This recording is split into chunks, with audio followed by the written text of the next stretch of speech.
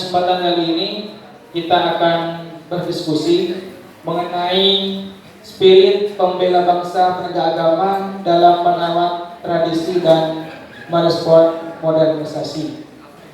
Nah, pada kesempatan kali ini kita akan ditemani oleh dua materi ya selama 1 jam ke depan.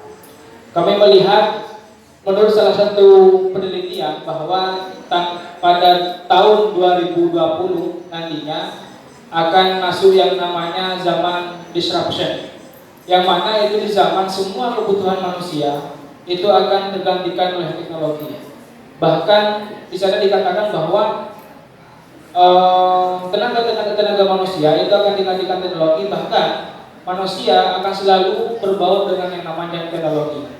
Nah, di sini kami bagaimana caranya mahasiswa pergerakan di sini nantinya bisa merawat tradisi meskipun di tengah teknologi yang semakin masif, dan juga kita tidak terlepas dari adaptif terhadap modernisasi sebenarnya. Nah, inilah yang menurut saya menarik untuk kita ikuti pada stadium general pada kali ini.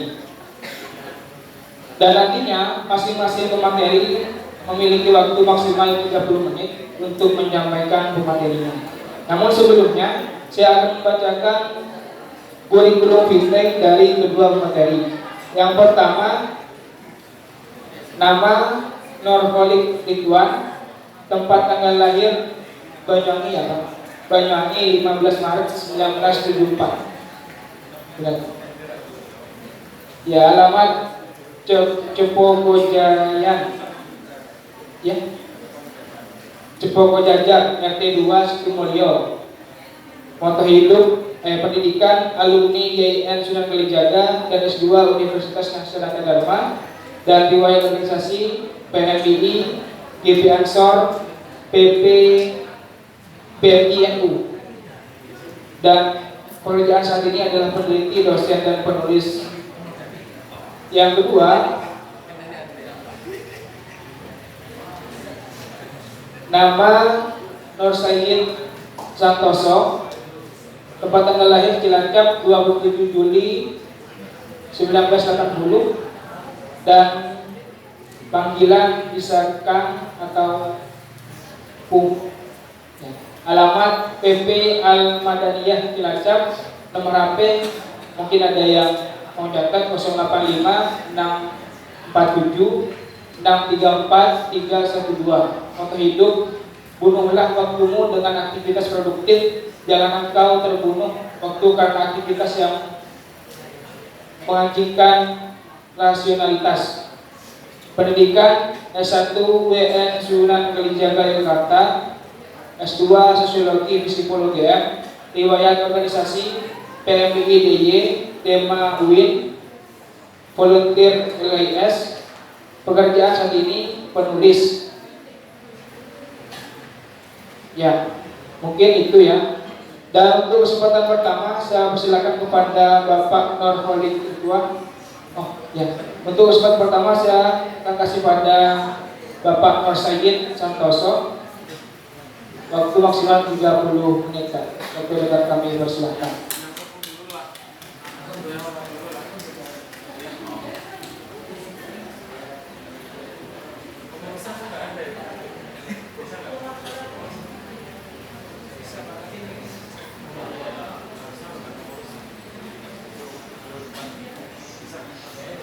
Ya, ada permintaan dari materi, dimohon kepada sahabat-sahabat pengurus PMII UNO Yogyakarta untuk masuk ke dalam ruangan untuk mengikuti stadium general. Mohon panitia, dimohon kepada seluruh sahabat-sahabat pengurus PMII UNO Yogyakarta untuk juga mengikuti stadium general, berada dalam ruangan. Seperti itu. Terima kasih.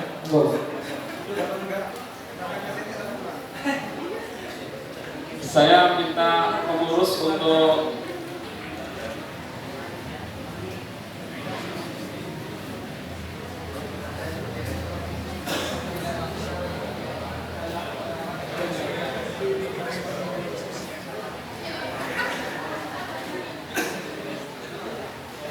Bismillahirrahmanirrahim. Assalamualaikum warahmatullahi wabarakatuh. Sebelum saya lanjutkan, semua pengurus yang dilantik maju ke depan dan duduk di depan.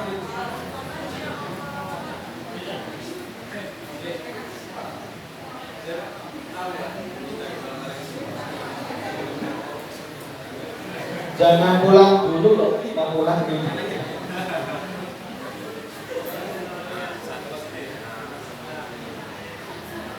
Yang lain mana yang lain? Maju.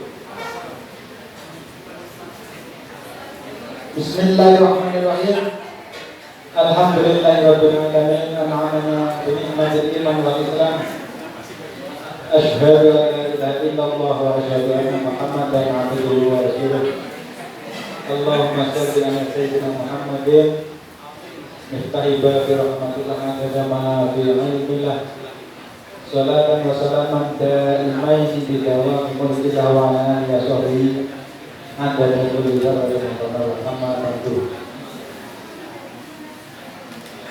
yang saya hormati semua jajaran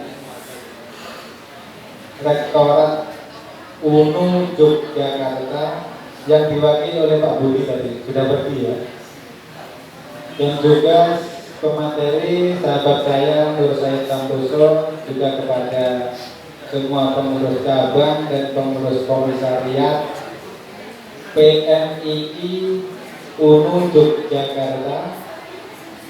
Alhamdulillah kita dipertemukan pada acara deklarasi dan juga pelantikan pengurus baru. Yang pertama dengan jumlah yang cukup menggembirakan. Ada 100 enggak? Oh, ada 100 enggak? Enggak jadi kelompok, ada 100 kok.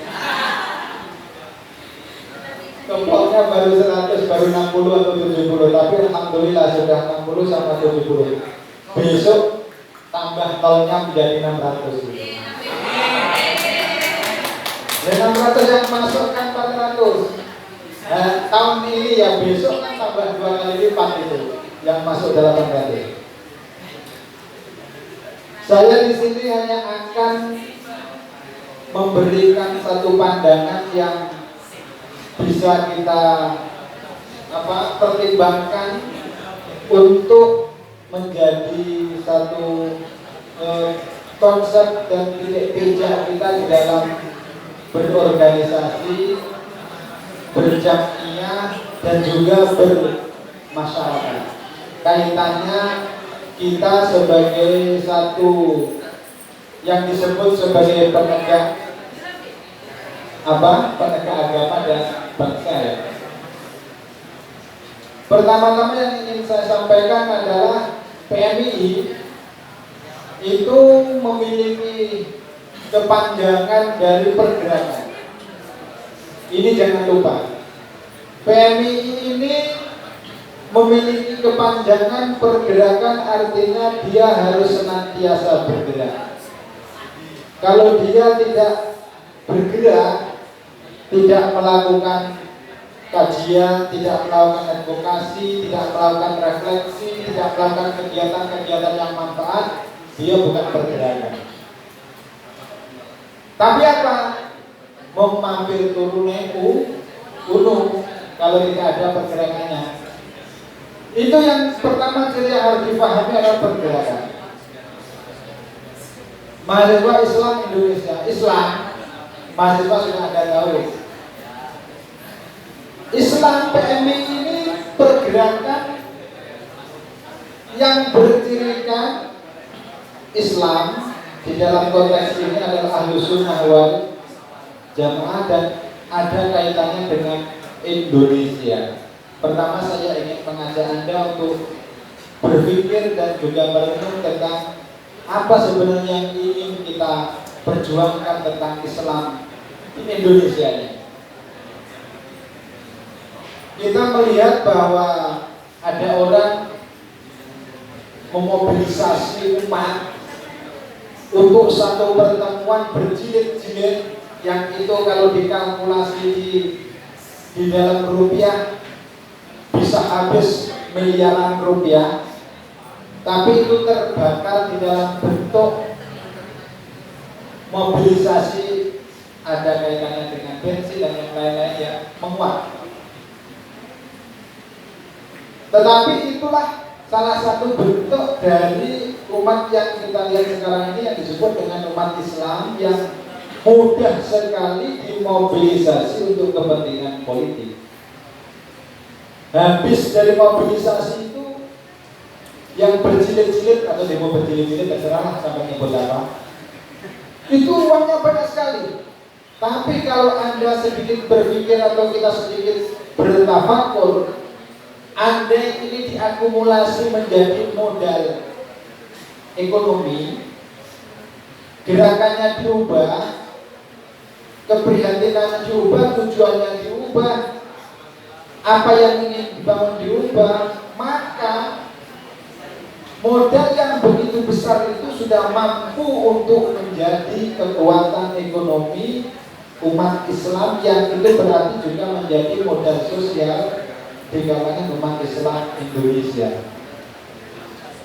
Apa yang ingin saya katakan, umat Islam Indonesia mengalami kedangkalan dan mengalami penumpulan atau kelumpuhan di dalam melakukan refleksi terhadap apa yang telah dibuat selama ini, sehingga lebih memilih apa yang disebut mobilisasi umat untuk kepentingan politik daripada membangun basis-basis ekonomi, basis-basis yang lebih kuat agar mereka berdaya. Itu yang pertama yang ingin saya sampaikan. Yang kedua, umat Islam Indonesia menghadapi apa yang disebut dengan sebuah booming generasi kelas menengah. Anda ini adalah kelas menengah, jangan ngawur mendefinisikan Anda itu petani. Anda itu kelas menengah, pegang hariannya HP, makanannya ketaki dan seterusnya. Di depan aja kalau mau belanja ada durian, ngeri kan? Ada durian jualan diri. Makanannya sudah tidak lagi, pekerjaannya bukan pekerjaan petani. Anda ini adalah kelas menengah, satu bagian dari kelas menengah Indonesia yang memiliki kesempatan tapi sekaligus kerentanan untuk bisa beradaptasi dan hidup di negara Indonesia. Apa? Satu, kelas menengah Indonesia ini banyak yang mulai gandrung tentang Islam. Sebelumnya tidak cukup, mungkin sejarah sebelumnya dia kurang mengenal Islam, tapi ketika dia menjadi kelas menengah, ada keinginan kuat untuk menampakkan diri menjadi kelas menengah dan bercirikan Muslim, Islam dan simbol-simbol Islam, sehingga kelas menengah ini kemana-mana membawa jargon kehidupan yang Islami, politik yang Islami, masyarakat yang Islami, kalau bank pun harus bank yang Islami, dan seterusnya. Pada sisi yang lain, kelas menengah ini menguasai teknologi, menguasai digital, menguasai YouTube, bahkan ada yang bekerja sebagai YouTuber yang dalam beberapa tanda petik ya absurd juga. Orang yang ceramah di kota A digandeng dengan orang yang ceramah di kota B ditaruhkan, nggak jelas tuh. Padahal dia nggak bertaruh kan. Pekerjaannya begitu. Intinya adalah Anda hidup di dalam situasi dan kondisi di mana kelas menengah Muslim sedang tumbuh dan ada keinginan untuk menjadikan Islam sebagai pandangan hidup. Tadi di dalam deklarasi ada Al-Quran sebagai imam ya. Di terakhir doa ada asyhadu an la ilaha illallah wa asyhadu anna Muhammadar Rasulullah sampai Al-Quran menjadi imam. Apa perkembangan yang perlu kita lakukan, apa yang perlu kita kritik, dan apa yang perlu kita kembangkan. Nanti akan kita kupas walaupun tidak begitu mendalam. Yang terakhir, kelas menengah ini adalah kelas menengah yang di kota-kota ya. Ada ini bagian kelas menengah, tapi ada di mana ada yang kelas menengah itu?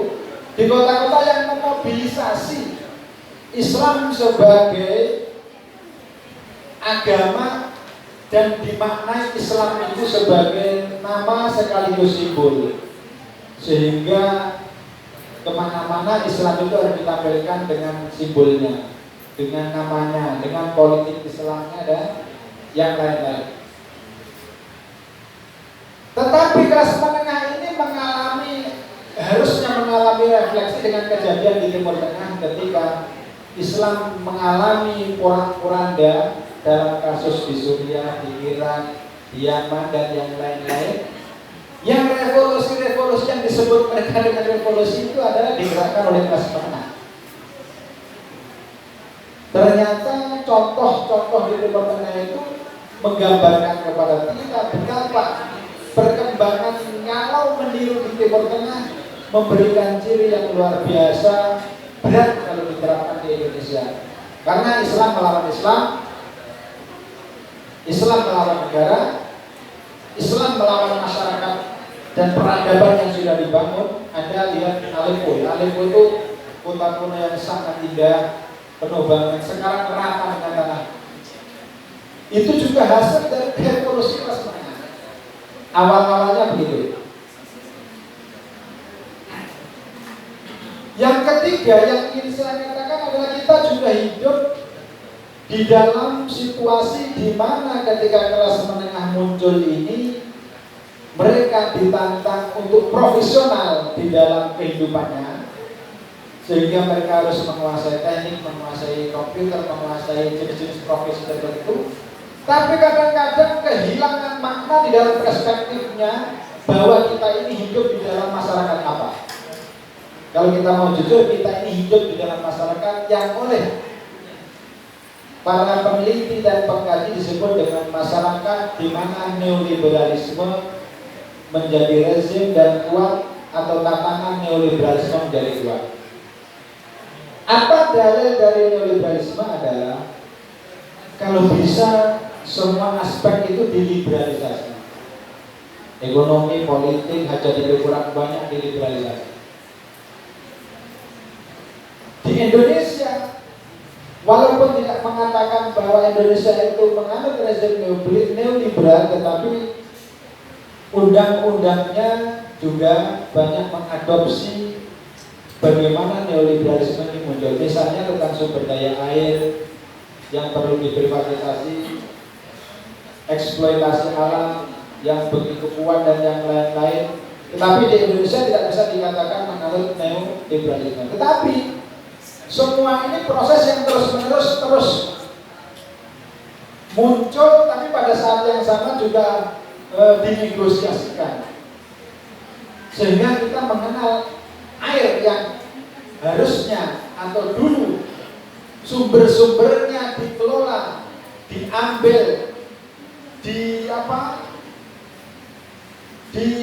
istilahnya dikeduk dalam bahasa Jawa oleh nenek moyang kita, sekarang sudah dikelola oleh perusahaan besar yang kita tidak memiliki andil di dalam saham itu. Ada Danone, ada macam-macam ya. VTT perusahaan mana ya? Nggak apa-apa. VTT Indonesia ya. Kita nggak memiliki saham apa-apa.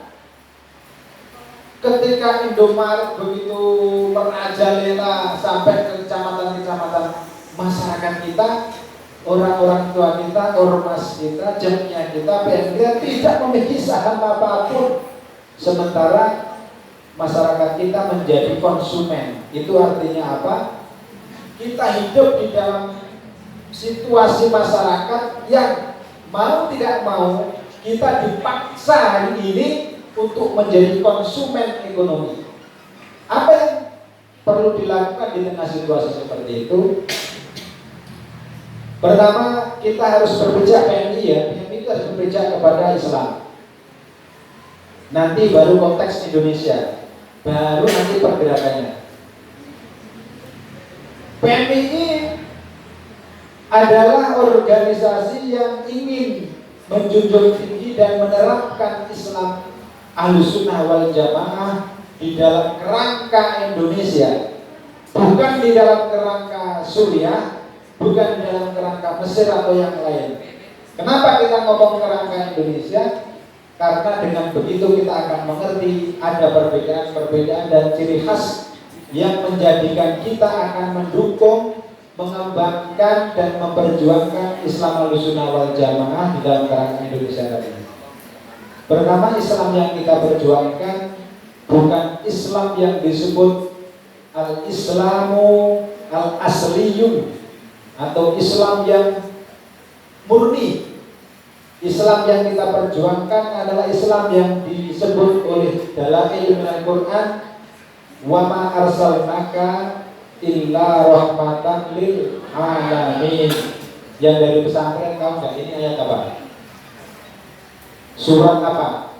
Wa ma arsalnaka illa rahmatan lil alamin.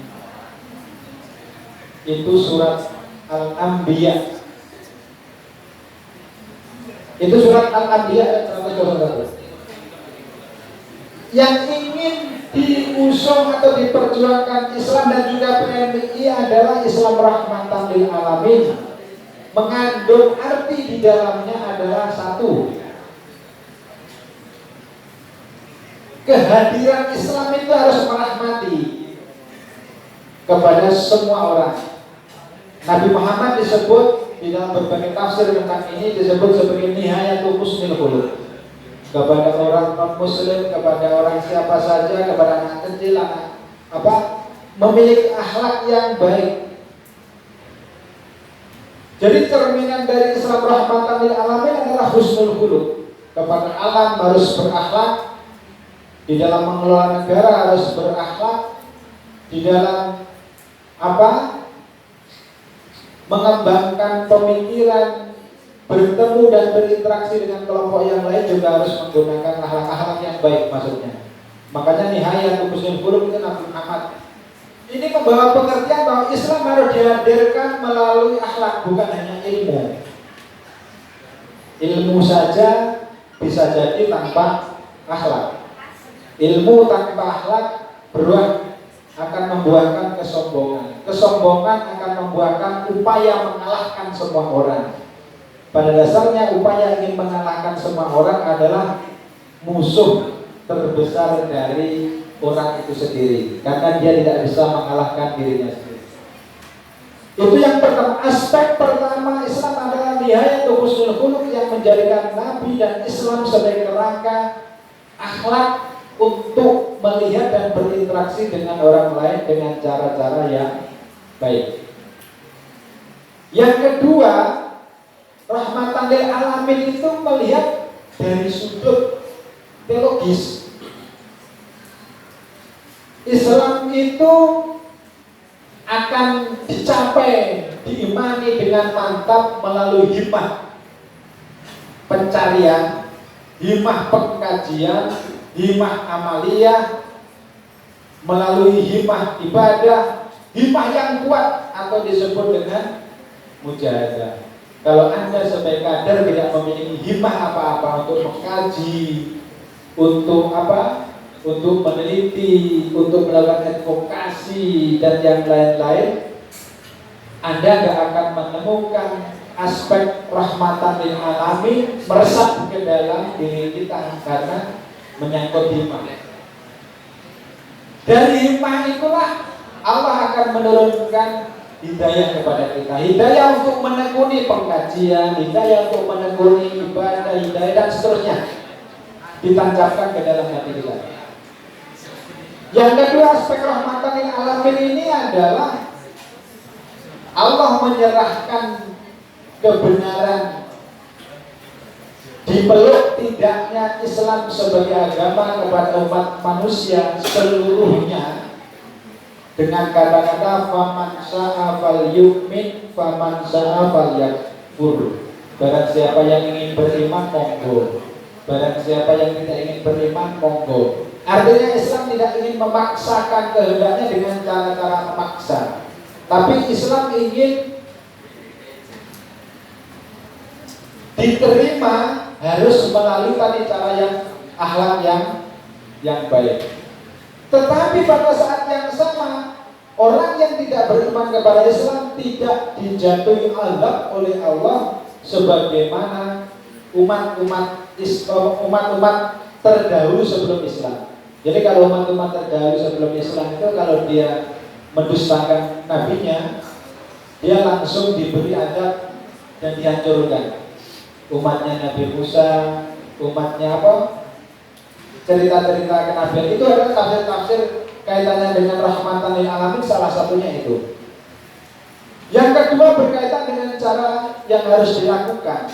Cara yang harus dilakukan di dalam kaitannya dengan Islam, Nabi Muhammad pernah diminta untuk suatu ketika diminta oleh sahabat, "Ya Nabi, Anda ini sudah dekat dengan Allah." Ini bil makna ya, saya memaknai dengan bil makna. Buat didoakan orang-orang yang non-muslim itu, orang-orang Quraisy dengan doa keburukan, supaya mereka dikalahkan, supaya mereka hancur. Lalu Nabi menjawab, "Innani lam ub'ats la'anan walakinni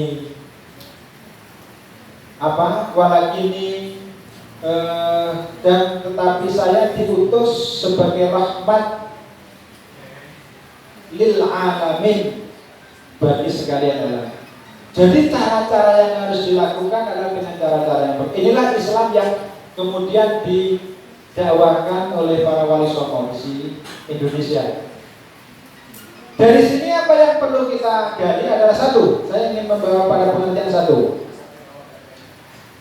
Ada pengertian di mana Islam itu harus kita maknai minimalnya, bukan hanya maksimalnya.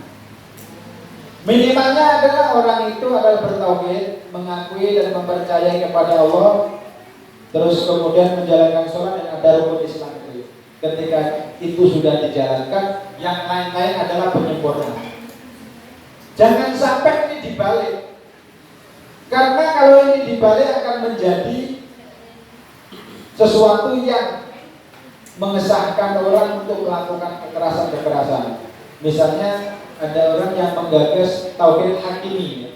Tauhid hakimi itu wa man lam yahkum bima anzalallahu fa ulaika humul kafirun itu. Barang siapa yang tidak berhukum dengan hukum Allah, seperti di Indonesia misalnya, orang yang seperti ini akan menganggap bahwa di Indonesia sebagai negara kafir atau negara yang tauhid yang tidak diridai oleh Islam dan seterusnya. Yang itu adalah dipegangi oleh kelompok Khawarij. Maksud saya ingin mengatakan ini adalah Islam dibawa di mana-mana oleh para pendakwah Islam, mau di Timur Tengah atau yang lain, dibedakan menjadi dua. Satu, Islam sebagai al-ismu dan Islam sebagai al-musamma. Ketika dia masuk ke Indonesia, Islam sebagai al-ismu adalah ya sudah, yang penting dia syahadat Islam, itu yang pertama. Yang kedua adalah kemudian metodenya menggunakan Islam sebagai al-musamma. Islam itu yang dinamai, bahasanya menggunakan bahasa Jawa, tulisannya menggunakan tulisan Hono Coroko sebelum dikenal apa yang disebut tulisan Pinggon.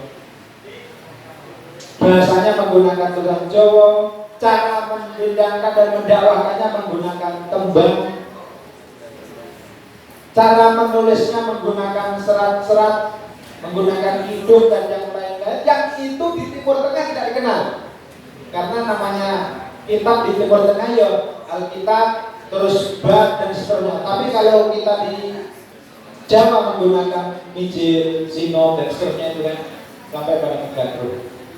Itu artinya apa? Sejak awal para pendakwah Islam mengerti bahwa Islam itu sebagai al-musamma yang dinamai. Yang penting nilai-nilainya Islam tidak dihilangkan, tetapi bungkus di dalam kaitannya kerangka kebudayaan, politik, ekonomi dan yang lain bisa menggunakan kerangka atau simbol-simbol yang meskipun itu bukan Arab. Sehingga kita tahu pada akhirnya hanya di Islam Indonesia orang mengenal wayang, tapi tidak ada itu di Mesir. Hanya Islam di Indonesia yang mengenal namanya jadilan, tetapi tidak dikenal di Mesir. Demikian pula gitu. Apa yang dilakukan oleh para pendahulu dari Islam itu diteruskan kemudian oleh para pendiri Republik Indonesia menjadi negara Republik Indonesia dengan merumuskan Pancasila. Pancasila itu namanya bukan Islam, mana ada.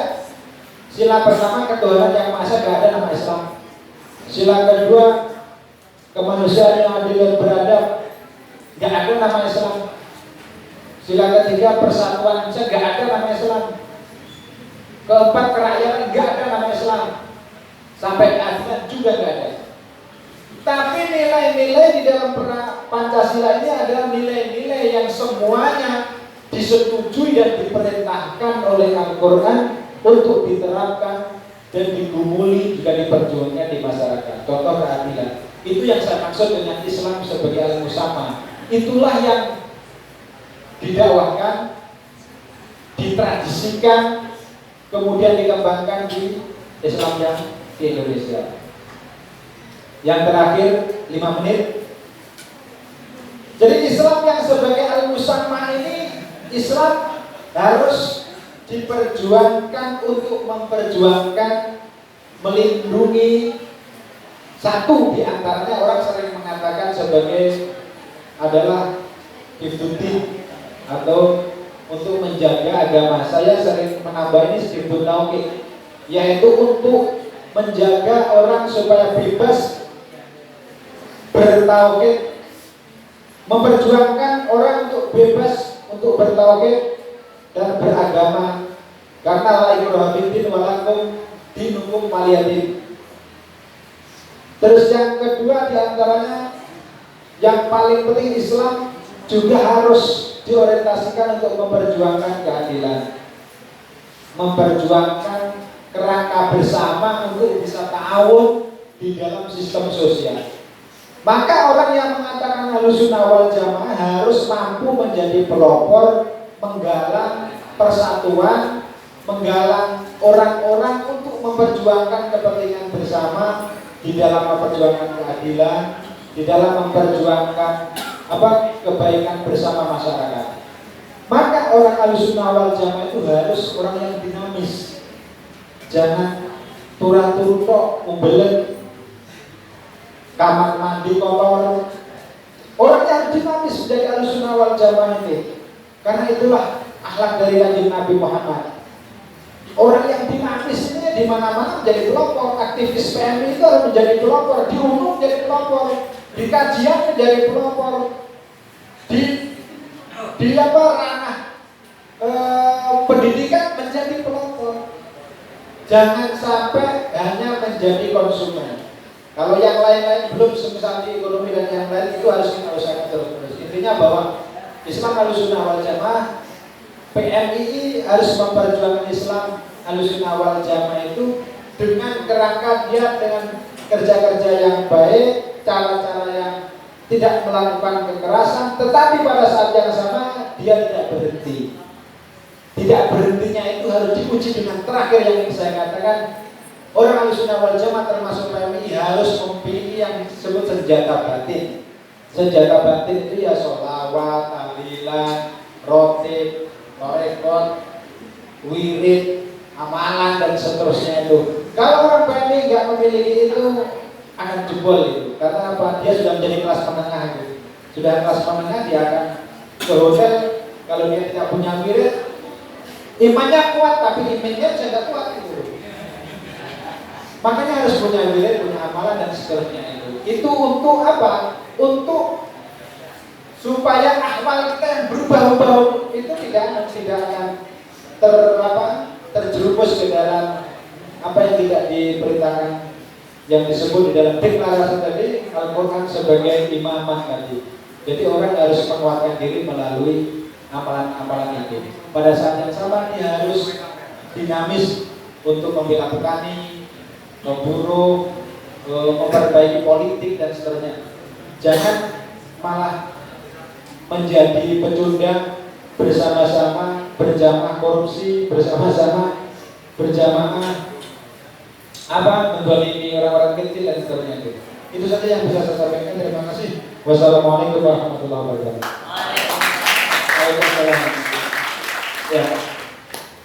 Sangat menarik ya apa yang disampaikan oleh pemateri pertama. Dan satu hal yang mau saya menggelitik adalah ketika tadi dikatakan bahwa saat ini kita masuk masyarakat dibangsa dengan neoliberalisme seperti itu. Seperti hanya masuknya Indomaret, Alfamart ke desa-desa. Tapi satu hal yang menarik di daerah saya itu di kampung bahwa ketika ada Indomaret, Alfamart, mereka tuh senang. Mereka tuh berbelanja dia ngambil sendiri, biasanya hanya minta dan ngambil sendiri, berruangan yang ber-AC. Jadi seolah-olah mereka yang berbelanja di sana, wah keren, wah orang kaya. Jadi seperti itu. Namun bagi kita yang mungkin mahasiswa yang berintelektual itu merupakan sebuah hal yang buruk, sebuah hal yang menurut saya perlu adanya sebuah gebrakan.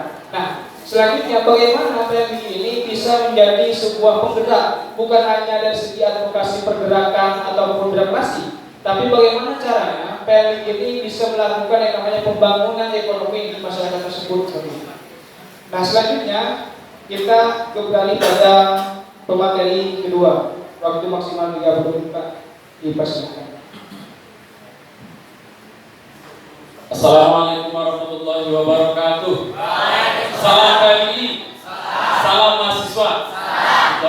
Salam PMI. Salam mahasiswa. Terima kasih. Yang saya hormati Rektor UU Prof. Purwo. Yang saya hormati Ketua PMI Cabang Yogyakarta, sahabat Sofi. Dan juga yang sangat saya takdiri, beliau guru intelektual saya, sahabat Nurfalik Ridwan.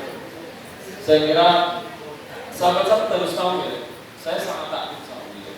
Ada Mas Nurfalik Ridwan, ada Kampus Safi, ada Nurul Huda, ada Jadul Maula, ada Islah Busnya.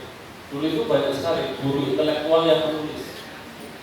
Dan namanya Anda masih berkesempatan ketemu dengan beliau dalam kesempatan yang sangat luar biasa. Dan saya dididik oleh angkatan-angkatan 96, 97, 98 bahkan sebelum itu. Dan spiritnya luar biasa. Spirit berorganisasi dan spirit untuk menulis. Saya dulu merasakan buku apa ya yang nggak dibaca oleh siapa. Dan itu yang melecut saya untuk menjadi generasi intelektual setelah generasinya Cak Khalid dan seterusnya. Ini menjadi kritik konstruktif ya. Hari ini sahabat-sahabat barangkali budaya literasinya kurang. Spirit itu namanya harus hidup. Budaya literasinya lemah. Mungkin referensinya juga sedikit. Perkenalkan di sini saya ingin ikut memberikan amunisi atau lecutan intelektual kepada sahabat-sahabat, khususnya generasi baru ya. Saya lihat sahabat-sahabat tadi sambil mengucapkan selamat, saya bertanya masih semester 1, semester 3 ya, masih sangat baru. Dan apakah sahabat-sahabat akan bertahan 5 sampai 10 tahun ke depan bahkan tidak terukur? Dimulai dari hari ini. Apakah sahabat-sahabat yakin ber-PMI? Saya akan memberikan beberapa argumentasi kenapa kita wajib hukumnya ber-PMI.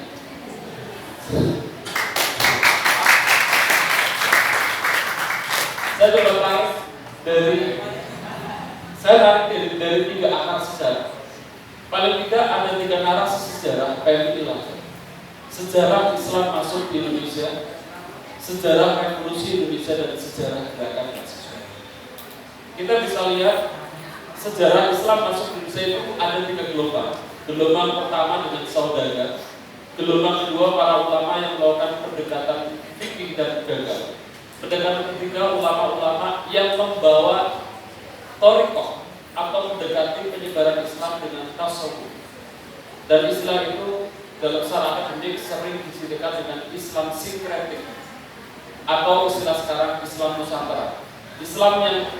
Islam yang berciri, nilai-nilai Islam yang bersinergi, berakulturasi dengan budaya. Apa yang membedakan Islam sinkretik dengan di luar Islam? Yaitu Islam yang melakukan gerakan purifikasi dibawa oleh Wahabi. Secara ideologis, PMI berada di situ. Kalau kita tarik pada akar sejarah teologi Islam, ada 2 orang, ada 2 kelompok, satu mengkafirkan dan satu yang membela Ali. Mereka yang mengakhirkan disebut dengan Khawarij, dan itulah akar dari gerakan fundamentalisme hari ini. Dan kita adalah Sunni, dan NU adalah organisasi yang paling kuat yang mewarisi tradisi Sunni, dan NU melahirkan PNI. Maka secara ideologi keislaman kita tidak lepas dari sejarah teologi, sejarah Islam masuk Indonesia, dan identitas Islam rahmatan lil alamin yang berciri dasar Islam yang sangat toleran terhadap tradisi. Maka kalau kita identifikasi, ada di tempat sahabat-sahabat mungkin Islam yang melawan dan membid'ahkan kita, itu salah satu ciri dasar dalam perspektif keislaman, karena Islam kita ditopang oleh fikih dan syariah, sehingga kita bermadhab, mereka tidak bermadhab, bahkan menolak kitab kuning, dan kelompok itulah yang menjadi musuh kita secara ideologis. Tapi saya merasa kadang, saya berinteraksi secara nasional sampai hari ini kan, banyak PMI yang tidak mengidentifikasi dirinya punya rival ideologis. Karena saya pikir tidak selesai ranah pengetahuan dan tidak tuntas membaca sejarah PMI pada aspek Islam. Yang kedua, sahabat-sahabat, PMI lahir dari sejarah panjang revolusi di Indonesia.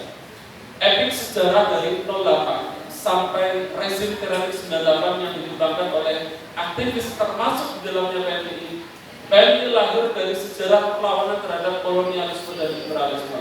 Jauh sebelum itu, Soekarno-Hatta adalah orang yang membidangi perlawanan, dan mereka bukan buruh, mereka bukan petani, mereka bukan agamawan.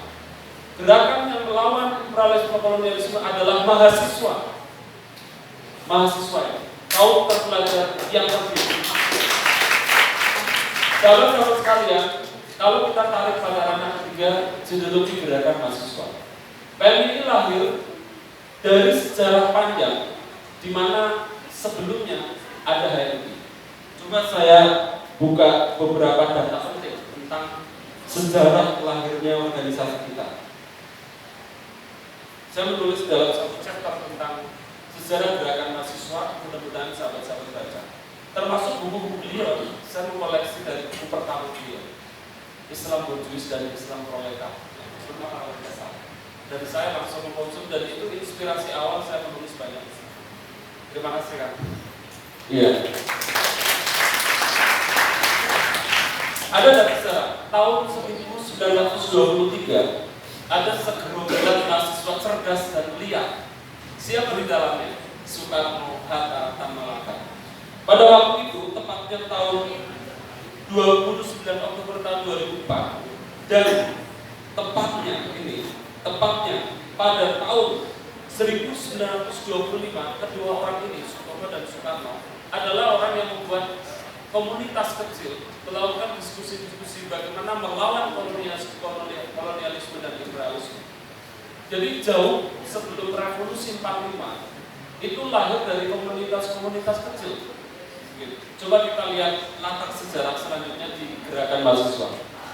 Sahabat-sahabat, saya ingin menyadarkan bahwa kita itu punya rival politik dan rival ideologis. Sahabat-sahabat baru dilatih menjadi PMI. Ada nggak di luar kita yang berbeda dan mungkin menjadi musuh politik dan musuh ideologis? Ada. Pertama adalah Himpunan Mahasiswa Islam Indonesia. Itu kakak kandung kita ya. Tapi itu rival politik. Menurut saya bukan rival ideologis. Rival politik saja. HMI didirikan, ada tokoh yang sangat besar namanya Lafran Pame yang sekarang ingin didorong menjadi pahlawan nasional. Saya sepakat. Karena beliau adalah guru kita juga. HMI didirikan kapan sahabat? Himpunan Mahasiswa Islam Indonesia didirikan pada 5 Februari tahun 47, jauh sebelum PMI lahir tahun berapa? Tanggal 17 April 1960. HMI sempat pecah menjadi dua ketika rezim Orde Baru menanamkan ideologi tunggal menjadi HMI PO dan HMI DIPO. Sahabat-sahabat sekalian, ada di luar kita namanya IMM, Ikatan Mahasiswa Muhammadiyah. Ikatan Mahasiswa Muhammadiyah, gerakan mahasiswa di bawahnya organisasi Muhammadiyah yang didirikan oleh dua orang yang sebenarnya punya persekawanan intelektual dan satu terak antara Bahasim Asy'ari dan Ahmad Dahlan. Tapi sekarang anak turunannya menjadi musuh. IMM didirikan kapan sahabat? Ya, Ada tahun terpenting tahun 14 Maret di Yogyakarta. Jadi Yogyakarta itu sangat historikal. Hampir semua organisasi pasti Yogyakarta menjadi medium tempat berkumpulnya pertemuan, pemikiran, ide-ide perlawanan dari Yogyakarta. Maka sahabat saya, kalau ruh itu tidak nyambung ke kita, berarti ada yang salah dari cara hidup Anda di Jogja. Saya meyakini betul, kalau Anda tidak menjadi orang yang cerdas ideologis, ada yang salah dari cara hidupnya di Jogja selama 5-9 tahun kalau S2. Ini yang ada rival ideologi kita yang lain, GKI, Gerakan Mahasiswa Kristen Indonesia, didirikan 9 April tahun 50, ya, bahkan 10 tahun sebelum Penny lahir sudah ada organisasi di luar Kota Jawa. Ada juga PEMKRI. PEMKRI ini organisasi Katolik. Kapan organisasi ini lahir? 25 Mei 47, jauh sebelum Penny lahir. Dan lebih tua, lebih ideologis. Dan sekarang masih ada. Beberapa waktu yang lalu saya masih ketemu dengan pendiri-pendiri GMI, senior GMI dan yang masih aktif di Yogyakarta. Kemudian ada KMHDI, ini komunitas mahasiswa Hindu. Kemudian ada, sekarang saya sebutkan organisasi Faksi Kiri, Liga Mahasiswa Nasional Demokratik yang mengklaim dirinya dengan istilah NADENRA, Nasionalis Demokratik Rakyatan. Ada Faksi Kiri juga, FPPI, Front Perjuangan